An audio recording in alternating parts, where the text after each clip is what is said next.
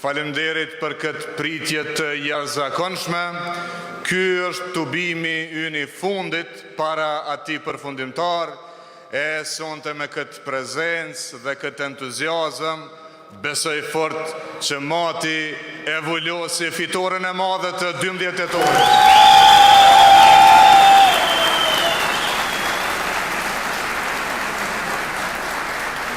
Të dashur banor të matit dhe gjithë ju mysafir që jeni këtu, në fakt ajo çfarë ne po kërkojmë si besim, si mbështetje, nuk është vetëm vota e juaj këtë të diel, por edhe një bashkëudhtim për 10 vitet e ardhshme, për një transformim rrënjësor të Prishtinës. Prandaj, transformimi fillon me votë të dielën, por bashkarisht do ta bëjmë Prishtinën tonë, Prishtinën edhe për neve, po sidomos Prishtinën për fëmijët e tonë.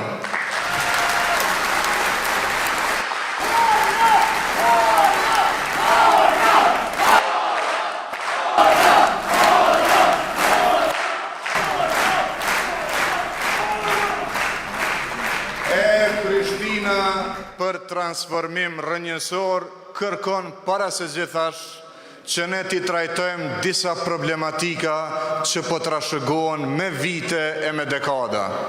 Ne duhet të zgjidhim problemet e Prishtinës me temel. Kanalizim, ujësjellës, bërllog. Pa i zgjidhur këto probleme bazike nuk mund ta transformojmë Prishtinën e ne e kemi planin ton konkret. Kanalizimi fekal dhe atmosferik, 240 milion euro investim, 5 vite zbatimi projektit, bashkëfinancim komun, qeveri, kredi dhe grante ndërkombëtare, një herë mirë sistem modern i kanalizimit në çdo lagje, në çdo fshat të Prishtinës.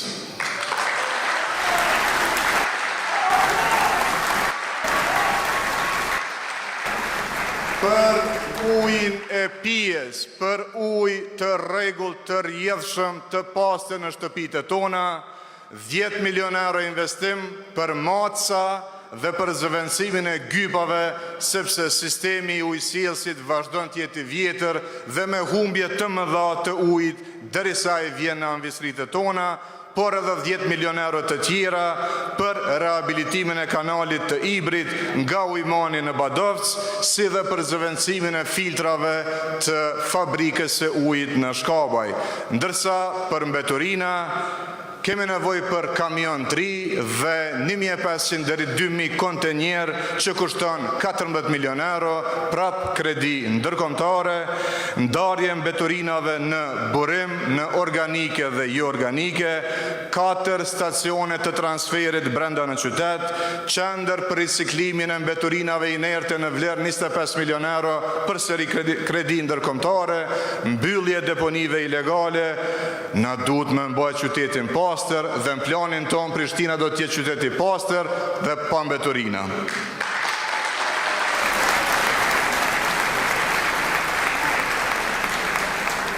Rrugtimi ynë që fillon me votën tuaj me 12 tetor është rrugtim i transformimit të vërtet të Prishtinës brenda platformës tonë një dekadëshe Prishtina 2035. Por çfarë Prishtinë duam ne?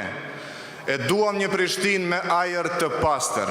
Prandaj do të investojmë në trafik urban efikas, me blerje të autobusëve 3, me korsi të veçantë, me sistem smart të menaxhimit të semaforëve, me parkingje në pika të hyrjes.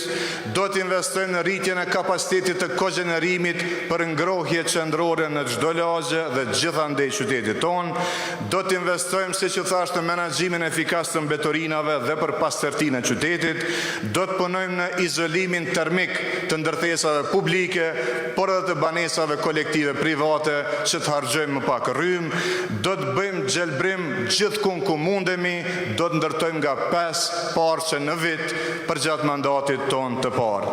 Çfarë Prishtinë duam ne?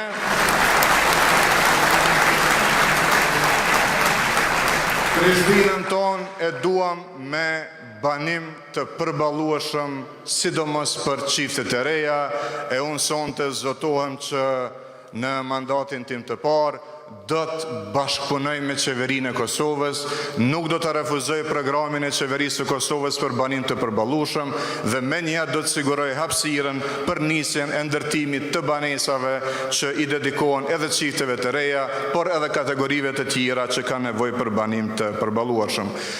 Çfarë Prishtinë duam ne? Duam një Prishtinë me turizëm në qytet, por edhe në fshat, që na sjell të hyra shtesë për ekonomi dhe punësim shtesë.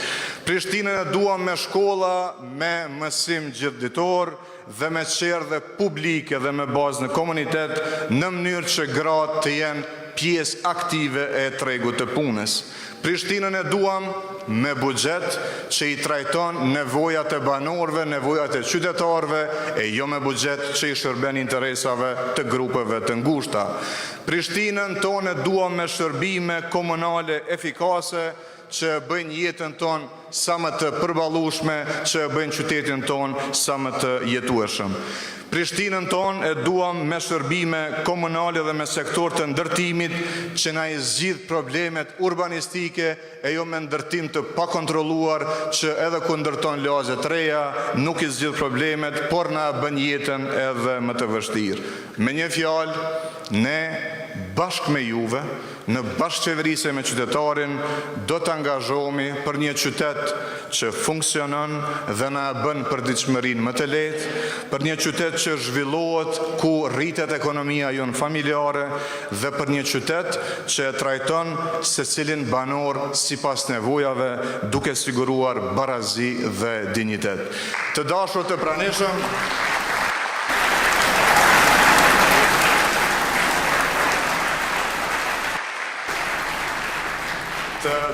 të pranishëm, këto janë prioritetet tona kryesore për Prishtinën tonë, ndërsa më lejoni tani të shpalos edhe platformën tonë dhe planin tonë të ndërhyrjeve në mandat të parë në lagjen Mati. Fillimisht do të angazhohemi në afat rekord për nisjen dhe përfundimin e procesit të pranimit teknik të objekteve banesore, si dhe përfundimin e investimeve të përbashkëta në lagjen tonë.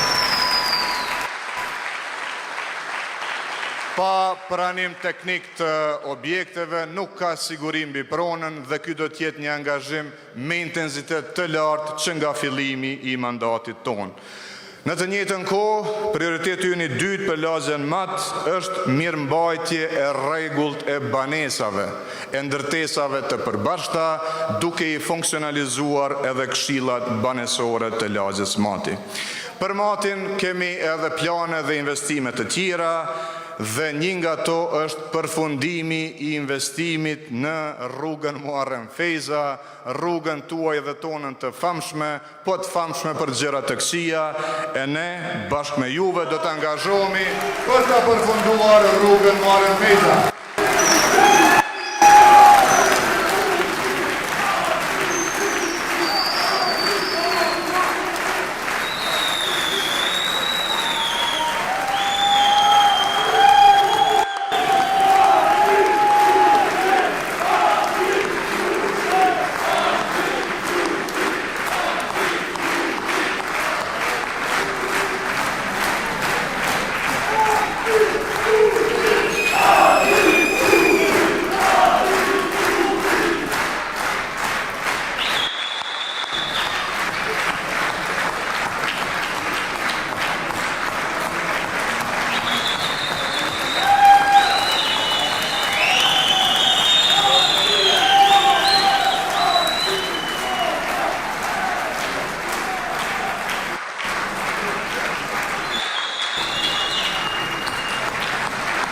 Mirë se erdhe kryeministër, faleminderit që jeson të me këtu.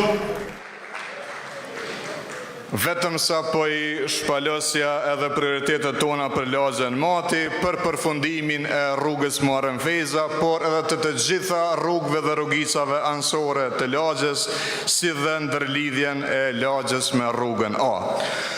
Ndërtimi i shkollës së dytë të Lagjes është prioritet sepse shkolla Pavarësia është e stërngarkuar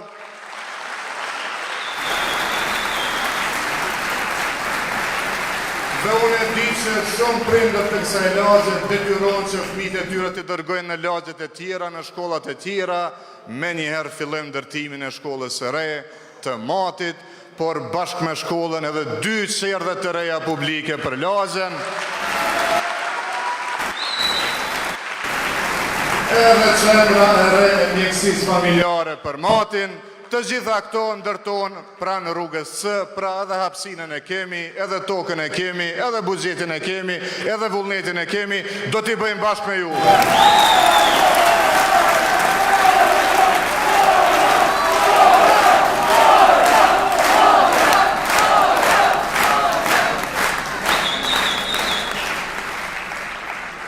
Lagja juaj ka nevojë edhe për vend parkingje të mjaftueshme.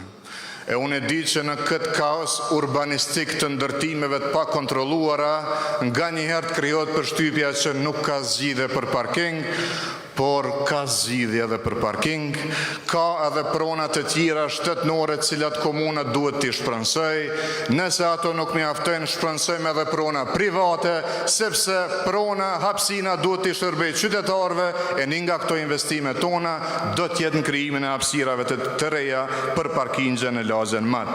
Nuk mjaftojnë vetëm parkingjet, kemi nevojë edhe për hapësira rekreative dhe sportive për të rinjtë tanë dhe jo vetëm për të rinjtë tanë, dhe në të njëjtën kohë kemi nevojë për trotuare që janë të qasshme, të kalueshme, të sigurta, dhe kemi nevojë për pritore të autobusëve në këto trotuare, dhe përfundimisht lagja Mati ka nevojë për ndriçim të mjaftueshëm në të gjitha rrugët e rrugicat dhe për përfundimin e punimeve në sistemin e kanalizimit të lagjes. Prishtina jon e vizionit ton 10 vjeçar nuk është vetëm një ëndër e 10 viteve të ardhshme, por është edhe një plan konkret i punëve të përditshme, i investimeve që fillojnë nga dita e parë e mandatit tonë dhe për të cilat ne do të raportojmë vit për vit para qytetarëve. Të dashur pjesëmarrës të këtij tubimi, për pak ditë përfundon një nga qeverisjet më të papërgjegjshme të pas luftës në Prishtinë. Dhe kjo qeverisje e papërgjegjshme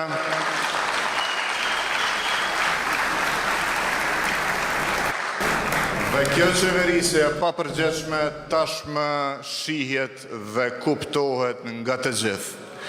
Kjo qeverisje e papërgjegjshme shumë lehtë ilustrohet.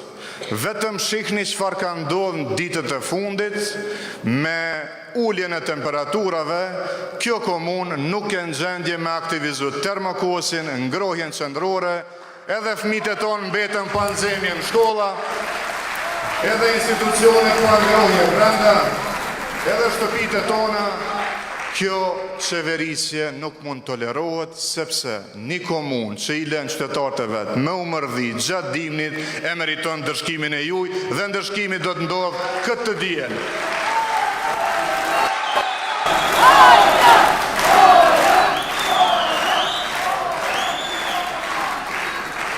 Papërgjegjësia e kësaj qeverisje u pa edhe në ujin që rrjedhi në tunelin të cilin e promovuan me shumë pompozitet, e ky është rasti më i mirë për të pa se si për 4 vite i gjithë investimi këtyre ka qenë në PR, në promovim, në marketing, në fasade, në improvizime, duke i harru hallet e vërteta të qytetarëve.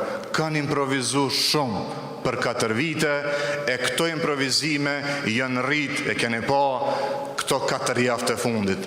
Kanë dashur punë të 4 viteve me i kry për 4 javë, po unë i kom 2 kërkesa. E para, Mos si ofendoni qytetarët, nëse mendoni që me këto improvizime të 4 javëve të fundit ja merrni votën, e keni gabim, dhe dyta, duhet të ndalen këto investime sepse shpenzojmë buxhet kot, këto investime nuk janë të qëndrueshme dhe nuk prodhojnë zgjidhje. Ky është një rast eklatant i keqpërdorimit të buxhetit komunës, çfarë ka ndodhur rregullisht në këto 4 vite. Shumë kontrata të mëdha me vlera shumë milionëshe janë dorëzuar si dëshmi për keqpërdorim në prokurori. Unë shpresoj shumë që sa më shpejt edhe organet të veprojnë dhe ky keqpërdorim i paras publike të adresohet dhe dikush të jap përgjegjësi dhe llogari.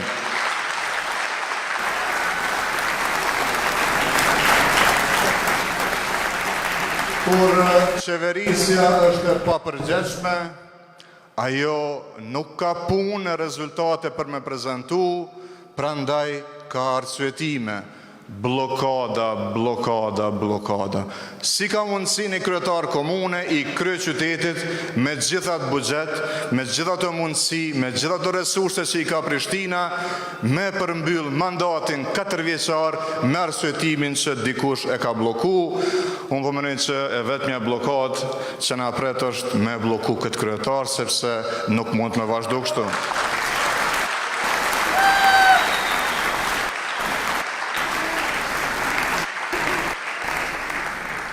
Të nderuar banor të matit, të nderuar pjesëmarrës, kryeministër, ministra, deputet, kandidat të listës sonë, të cilët janë njerëz të dëshmuar me kontribut në këtë shoqëni dhe në komunitet, kur flasim për këtë qeverisë të dështuar, asnjëherë nuk bën me harru që nuk po flasim vetëm për një individ dhe vetëm për një parti. Jo, asesi. Janë 2 parti politike me histori shumë të gjatë të bashkëpunimit, jo për të mirën e vendit, por për të mirën e tyre dhe interesave të tyre të ngushta. Po flasim për Partinë Demokratike e cila ja mundsoi fitoren këtij kryetari para 4 viteve, për Partinë Demokratike që bashkëqeverisi me drejtori për 2 vite, por vazhdoi tutje të bashkëqeverisë edhe përmes ndërmarrjeve komunale. Nuk mundem pa u ndalë në një moment të ditëve të fundit të kandidatit të PDK-s për kryetar komune, i cili na e publikoi një listë me 10 veprime urgjente sipas tij, të cilat tha se do t'i ndërmarrë në momentin që fiton. Ai natyrisht që nuk fiton, por më lejoni ta citoj listën shpejt të premtimeve të tij të çështjeve urgjente. Po e lexoj. E para thot do ta hapim sheshin George Bush më njëherë. E dyta thot pezullimi i lejeve të ndërtimit. Pastaj qendra digjitale për menaxhimin e trafikut. Pastaj thot 60 kamion të ri për menaxhimin e mbeturinave. Thot task force për ndriçimin e 1000 rrugëve, strehimore për trajtimin e qenëve ndacak, 200 oficerë të sigurisë në shkolla, lirimi i trotuareve të bllokuara, task forca për ndërtimin e spitalit të Prishtinës, 2 fishimi i subvencioneve për fermer dhe agrobiznes. Këto, sipas këtij kandidatit të PDK-s, janë 10 zotimet e tij për veprime urgjente në momentin që sipas tij e merr mandatin. Por a dini ku është paradoksi? 9 nga këto 10 premtime kanë qenë çështje që janë udhëheq nga drejtorit, ku drejtor kanë qenë njerëzit e Partisë Demokratike të Kosovës.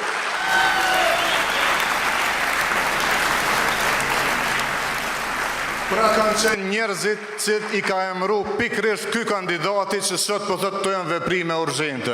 Nëse janë kaq urgjente, pse nuk keni vepruar asgjë për 2 vite sa i keni udhëhequr këto drejtori? Gjendja që kandidati PDK-s e quan emergjente është shkaktu pikrisht nga këta drejtor që ai vetë i ka emëruar këto drejtori.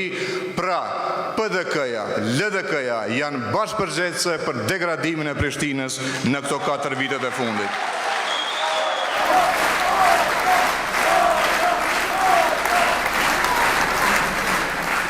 Pastaj ai po thotë që në javën e parë të mandatit do ta hap urgjentisht rrugën në sheshin George Bush. Por besoj që nuk e keni harru që në momentin kur është mbyll George Bushi, këtë vendim, këtë proces e ka ofes pikrisht drejtori që ka qenë emëruar nga kandidati i PDK-s.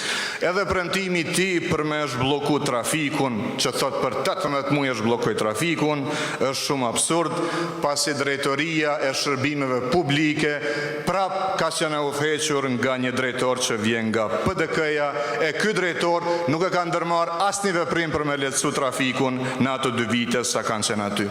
Edhe për kamiona për mbeturina, për ndriçim publik, strehimore për qend, lirim të trotuareve, të gjitha kanë qenë përgjegjësi e drejtorëve të PDK-s, e pyetja ime është pse nuk vepruat sa ishit aty në për ato zyre.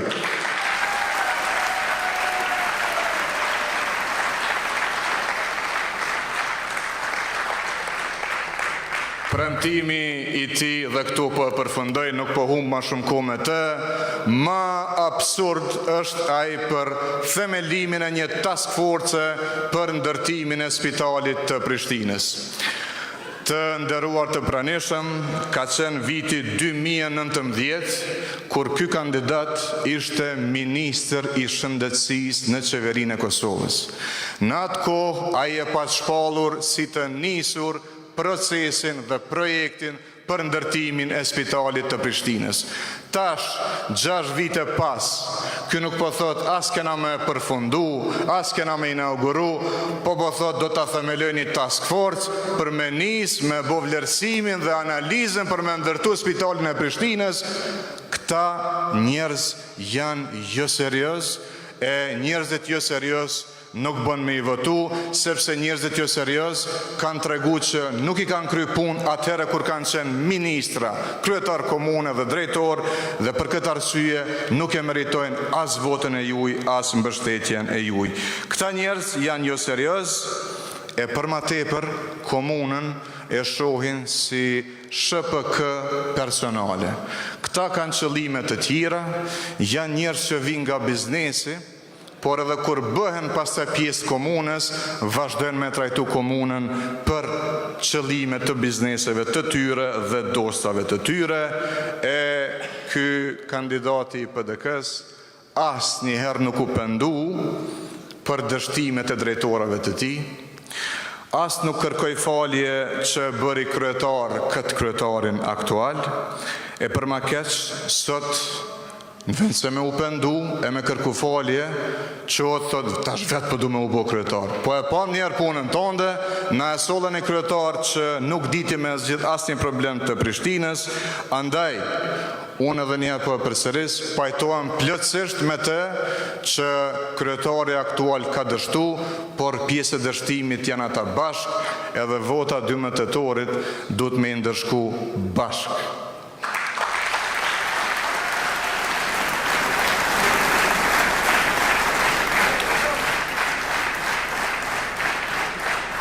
Duke i ndërshku ata 2 bashk, unë njoftoj që bashk ta nisim rrugtimin ton të ri për Prishtinën ton, me vizion afatgjat e me plan konkret, me integritet, me përkushtim e me durim. Faleminderit shumë mati, u takoshim sërish në fitoren ton të madhe.